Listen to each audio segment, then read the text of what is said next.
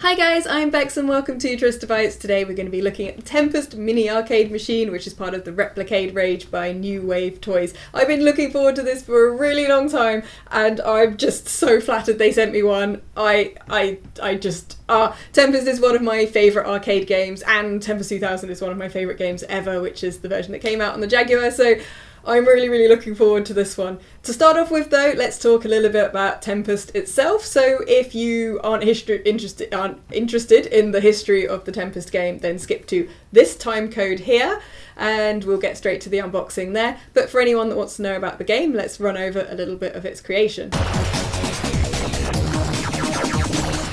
So Tempest was created in 1981 by Dave Thurrer. He was working for, obviously, Atari, and it was one of the first games using the new vector graphics monitor and system. It was really ahead of its time. Dave was straight from working, well, he worked on 4-player soccer, but he was mostly known for Missile Command, which is quite a classic game and partly based on his dreams. And the same thing happened with Tempest. Originally, he wanted to create a sort of first-person shooter version of Space Invaders, which was one of his favourite games. They tried that out, but it didn't playtest very well. And he, instead of sort of dropping the idea, suggested they combine it with this recurring dream, or nightmare rather, he'd been having about going into a hole and sort of demon or monsters coming up and you had to kill them before they reached the surface. So he wrapped the game into a circular shape, made enemies coming up around all sides of it, and basically Tempest was born. Originally, when you used the controller, it would rotate the level rather than move the character sprite, but they found that was too disorientating for people. It also saved a lot of processor power to have the level stay stationary and for you to move the ship round. So that worked out on both fronts. However, Tempest was a very demanding game. Apparently quite a few components would desolder themselves on the initial versions of the test machines. And they had to try and think of ways around that. They also included some quite ingenious copyright protection into the game because a lot of Atari games at the time were getting copied by some particularly unscrupulous companies in other countries who would simply remove all the Atari logos and copyright statements, put their own on, and then release arcade versions of their games. To combat this, Dave came up with a really interesting thing to do, which was to have the game have basically a routine that looked for the Atari logo, and if it wasn't quite right or wasn't there at all, that would set off a ticking time bomb that after 10 minutes you'd be given 40 extra credits. And of course with an arcade game, that would mean anyone using a pirated version of his software would lose quite a lot of money. Unfortunately though, in his final pass of the game code, he'd moved the Atari logo in a few places to ensure the screen looked symmetrical and beautiful, and had forgotten to update that positional data for just one of those logos in the algorithm. So this meant that quite quickly expert players found this glitch and a way of getting 40 extra credits, and Atari had to make tweaks to the arcade machines in order to fix it. Some other interesting things to note about Tempest is that you could use a level select to decide your initial difficulty rating depending on how far you'd got in the game previously, which was something that was reasonably unheard of for an arcade game. There's also supposed to be a physical switch inside the original arcade cabinets which you could flick in order to allow yourself to start anywhere up to level 89, although it would disable the high score feature so you couldn't cheat, and was probably put in order for them to demonstrate the system to the arcades. In Tempest, you fly your blaster along these incredibly beautiful isometric 3D levels. You're trying to avoid spikes and flippers and other enemies. I think there's 8 types of enemies you go against. And you have 2 weapons, a simple blaster, which you can use to zap things. You also have the super zapper, which you can use once per level, which you can tactically use to destroy all the enemies on screen just for that shot. You control your blaster through 16 different levels, which effectively then repeat up to, I think is it 99 levels in total? I don't know, I've never got anywhere near that far through the game. There's also some levels near the end, sort of about level 80 or so, where the levels are basically invisible and you have to see where the enemies are in order to see which shape you're playing on. With Tempest's success, you would have thought it would have immediately been released on home consoles. However, they tried to make a port for the Atari 2600, but the hardware just simply couldn't cope with it, and that remained as an unfinished demo until 1999 when the original developer picked the code back up and got it working. However, in 1985 they did successfully port it over to the BBC Micro and the Acorn Electro, and then in 1987 to the ZX Spectrum and the Amstrad CPC. Tempest is a visually stunning and quite unique game. It's deceptively simple looking. It spawned several sequels and is very, very beloved and renowned within the retro gaming community. I didn't get to play Tempest in the arcades. I have played it as a grown-up in sort of retro arcades and things, but as a child it wasn't a game I got to play. So my first experience of Tempest was actually the sequel, Tempest 2000, which came out in 1994, unlike the sequel Tempest 3000, which came out in 2000, just because of, computer game naming conventions. So this is Tempest 2000 on the Jaguar. It's still got the original £5 sticker on it there because the Jaguar sadly did not do very well despite being a potentially really awesome system.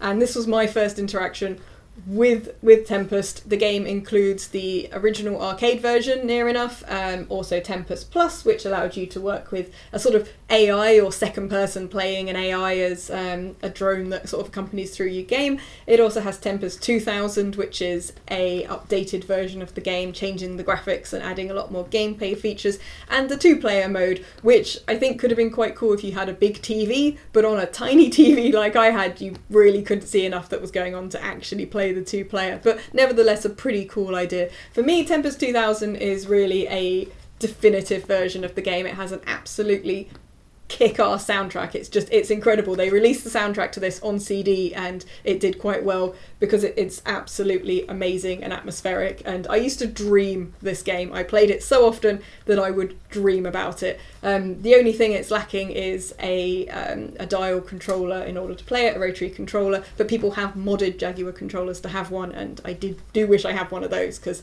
that would make it even better. Tempest has been included on various Atari collection, like classic collection games for various other systems. The Tempest 2000 version was released on the Saturn, and under a different name, like Tempest X something or other, was released on the original PlayStation as well. The final sequel, Tempest 3000, was only released on the console that was a DVD player that I've temporarily forgotten the name of, which was released on the new on enhanced DVD player, which no one's basically ever heard of. It's a pretty amazing game, to be honest, and it definitely has a place in my heart. So having this 1/6 scale version of it, I'll get my words out eventually, I'm too excited, is really exciting. And ever since the announcement, I was talking to New Wave Toys and saying, please can I review this, please can I review this, and I'm absolutely amazed and really grateful that they let me have one of these. So thank you very much to New Wave Toys, you guys rock. Right guys, let's open this bad boy up. We'll start off with the keychain, just because, for suspense reasons I guess. It comes with a little box, Replicade Amusement, Replicade Insert Coin Keychain. Here it is, in its little, well, it's not really a presentation box per se, nicely packaged though. So there you can see it in all its glory. It's yeah, it's heavier and more substantial than I realised. People mentioned it was heavy, but I didn't realise it was actually like metal. It's got the Replicade New Wave Toys on the back there, and yeah, it lights up on the front here. I don't know how well that shows up on camera, but it's got a little red LED underneath there. Yeah, that's really nice actually. I'm impressed by how weighty and nice a keychain that is. So that's pretty cool. Bonus. I didn't even know I was going to get one of those, so thank you very much. So the main event is obviously in here. It's a box. Yay. So attempting, probably shouldn't be doing this with scissors to be honest, with my track record of opening the things. Get through the sticky tape, that's the first challenge. So we have the box here, and then inside, actually how do I get this out? So here we have the packaging. It's really lovely actually. This has got a spot varnish print. Sorry, as a graphic designer I'm like, ooh, spot varnish print, look at that quality. So that's really nice actually. The whole thing, like it's really sounds silly, but it's a really nice box. It's really quality. Ooh, spot varnish on there too, on the Replicade logo. If you can see that on camera, slightly reflective, and on the Tempest logo there. That's a really nice touch. It's, as a collector's edition box, this is gorgeous actually. Bring home 12-inch PlayScale arcade action. Saves high scored, official arcade ROM, real wood cabinet, and a ton of other information on the back of the box there. This is, of course, a completely licensed version of Tempest from Atari, brought out by New Wave Toys, so they have the official ROM on there. It's gorgeous. They also have a little sneaky graphic down here that shows you the silhouettes of the future ones. You've got a little Centipede, which is the previous one. Tempest, Street Fighter is already confirmed and on pre-order, and then you can see the silhouettes of some of the other ones that are going to be coming out. So if you know your arcade cabinets, you might be able to spot which ones are going to be coming next. Includes mini arcade tokens. Really? I didn't know that. Wow, okay, I'm really looking forward to getting this out now. So inside the box, what we have here is an owner's manual. And inside there we do have tiny coins. Oh my goodness. Right, okay. I'm so terrible when it comes to miniature anything, just like, yeah. So we've got this lovely little manual with instructions, glossy paper, and again, I know it's silly, but the paper quality is absolutely lovely, and that makes a difference to me. Like, this is a lovely manual. So yeah, happy with that. And then also we have a standard USB cable for charging the device. I've been told it's about 5 hours to charge it, and the battery lasts quite a long time. Tiny Replicade coins, like these are so, like these are seriously adorable. Do they actually fit in a slot in the machine? Like these are gonna get lost. That's the only thing I'm gonna say, is these are so small that they will get lost, but they are absolutely adorable. What a wonderful touch to include those. Also, they give you spare knobs. So you have spare spinner controller of the larger size and 2 of the smaller size as well. They do advise that the smaller size controller is more for display and to use the larger one for playing, and some spare rubberized feet that go on the bottom. So that's really cool, actually. I really appreciate them putting those in. And now to take out the actual unit itself. It's quite snug in the box. I like the fact it's got this much protective packaging as well. Here we have the main event, when I've finished squeeing over tiny coins. Ta-da! This is really, really cute. It's actually quite a bit lighter than I thought it would be. This is a 6 scale. If you remember my video for the Numbskull Pac-Man, that's a 1/4 scale, so it's a bit larger and heftier, whereas the New Wave Toys Replicade series is a 1/6 scale. So it's really cute. It still looks like it's a decent size, though, especially with that larger control knob that they've given you. It's gorgeous, actually. The artwork looks, it's vibrant, it looks incredibly authentic to the original. It is wonderful. I do love how the Tempest artwork has no bearing whatsoever on the actual game. There's nothing quite like this in the game, apart from the fact there's some straight lines on it and explosions. But it is that wonderful 80s arcade feel. It's made from wood and metal. It's a very solid construction. Yeah, initial impressions is it's gorgeous to look at. It has a screen, a protector on the screen there. I feel I should hold this to the camera. Step 1, charge before play. Step 2, press and hold a power button for 5 seconds. Good instructions. I should peel this off slowly. Well, it's not sexy if you don't do it right first time, is it? Foiled by a screen protector. Right, there we go. Is that in focus? Because I can only do this the once. Take off the screen protector. Oh my goodness. Oh yeah, it really is a beautiful looking machine. On the back here we have a volume control, and we have a power button. You've also got the speaker at the back here. And the charge port just at the base there as well. I think the only thing, I should have said this as well about the Numbskull machine, is I would like a headphone jack on these. I think that's the only thing that some of these mini ones are missing, is it would be really nice to have a headphone jack somewhere, sort of maybe down here at the front. I think that would make quite a bit of difference. The speaker looks fairly industrial on the back there. I like the way they've worked it into the design with a little lock on it and things. At the front here you have, you've got some instruction stickers. You can also access the inside here, and so you can put your coins in? No, you can't put your coins in. You can't put your coins in the coin slots. I thought that was a thing. Keep your secrets, notes, confessions and things in this tiny little slot. All those. I don't think I'd actually put those tiny coins in here, I have to say, because I can see a slot. I don't know if that will show up on camera, but I can see a tiny slot inside there, and that leads to the inner workings of this device. So I'm not convinced I would actually put the tiny little coins in there, especially since you can't put them through the slots on the door. Those are just decorative, but nevertheless still a lovely touch.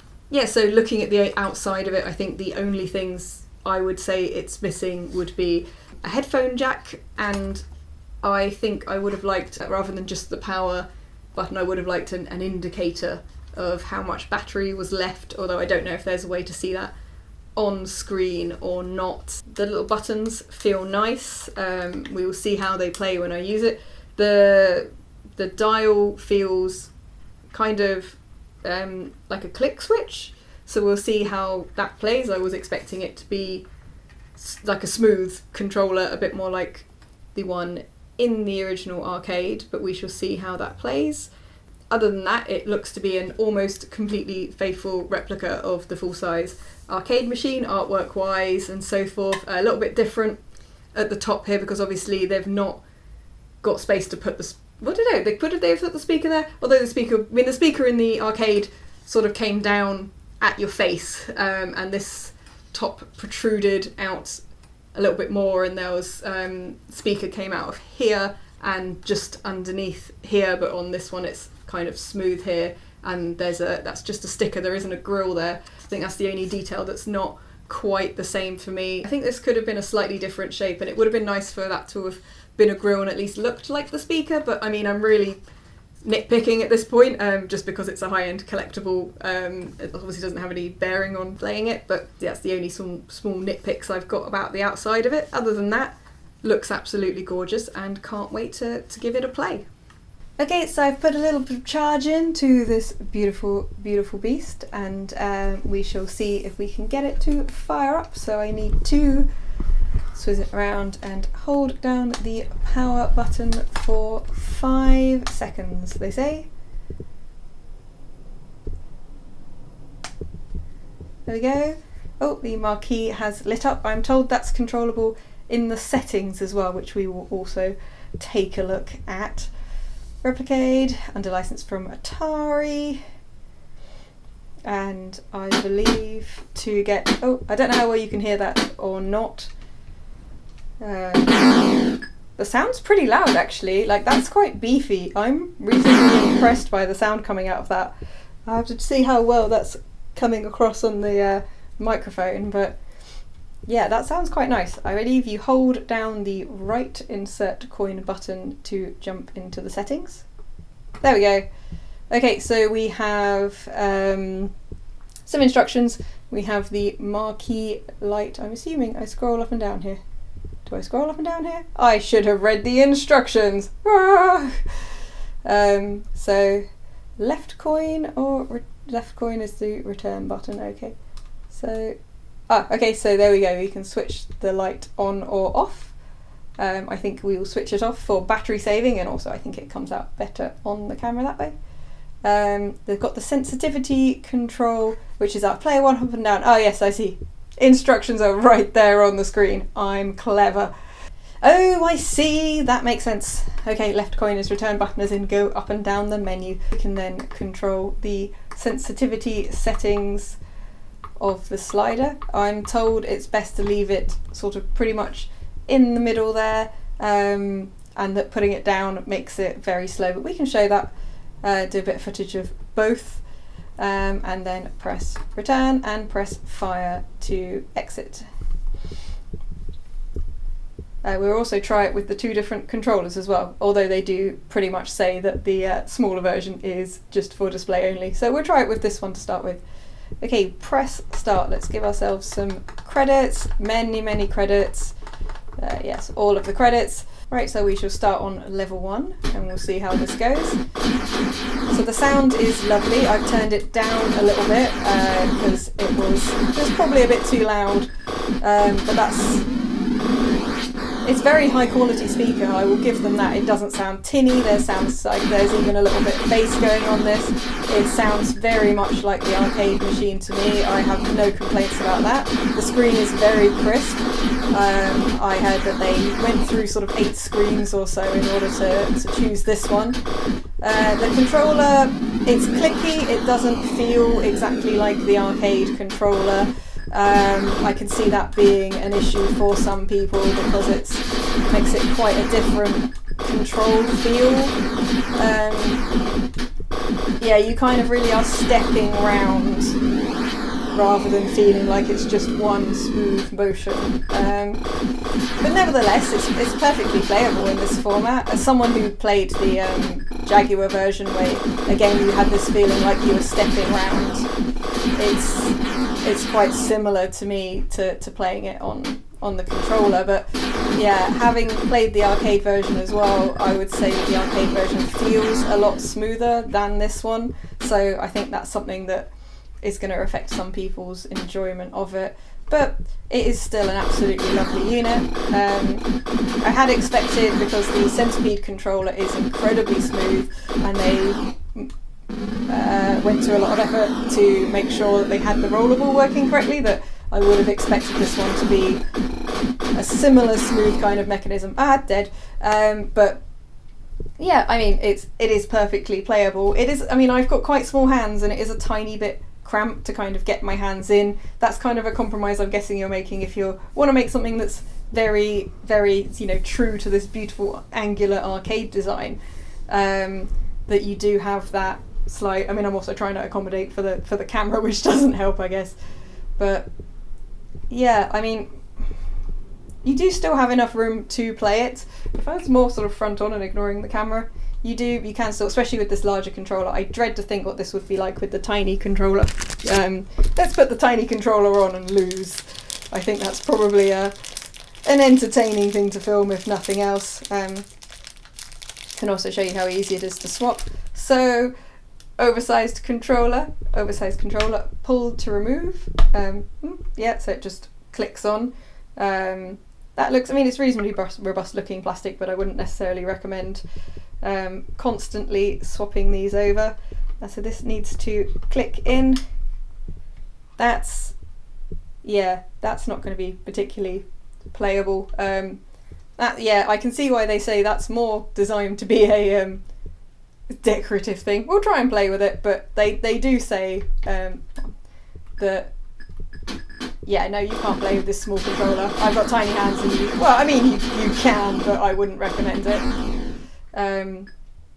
This is definitely for display purposes, this smaller controller. It's not particularly nice to hold.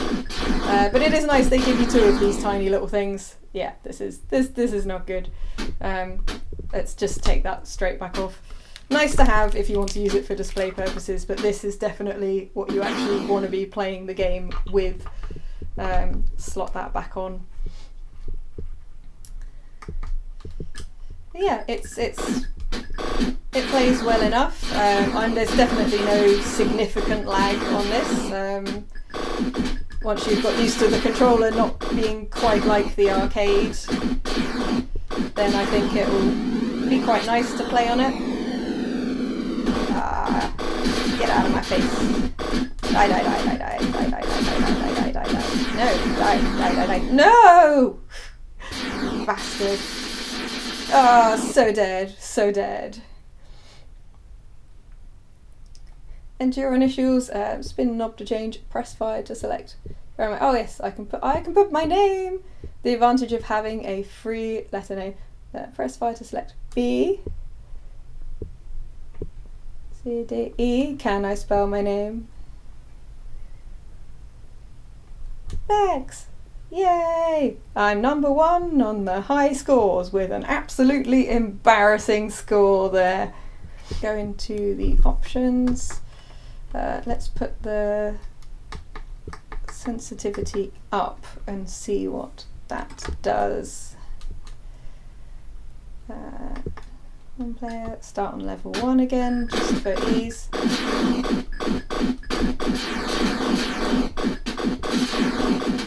That. I don't know if that's better or not.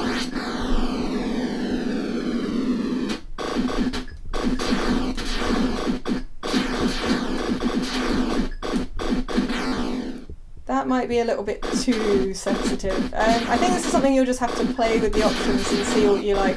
It feels like it might be going a little bit further than I'm turning the dial when it's this sensitive, as if it's kind of rolling on a bit.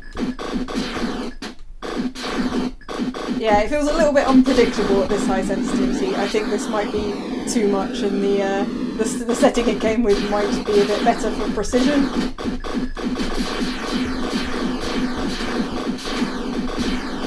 I can certainly move faster on this setting, but I'm not convinced that it's skill rather than luck to a certain degree.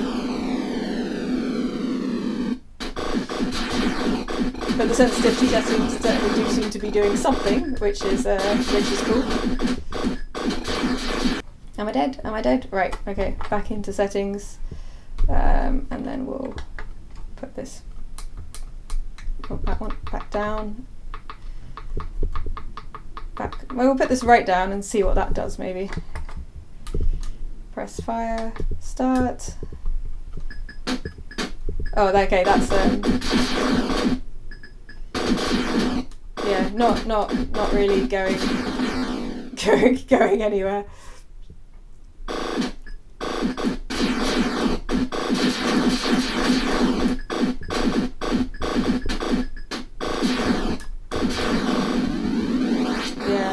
I think the default setting is probably the optimal setting, to be honest. Yeah, I feel like I'm struggling to get all the way around the area of play with this setting. I'm sort of feeling stuck in one location here. I think I'm going to let myself die there so I can just get out of this one. Come get me, little spaceships.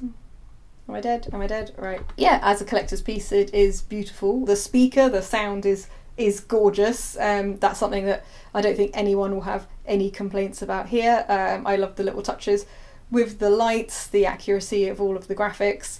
It really is a gorgeous little machine. Thanks for watching. I hope you enjoyed the video. Thanks of course to all of my Patreons who help make these videos happen, and to New Wave Toys. If anyone's seen any initial versions of the Street Fighter game, I would be really interested to know what that one was like as well. So again, thank you for watching. You guys are awesome, and I will see you next time. Bye!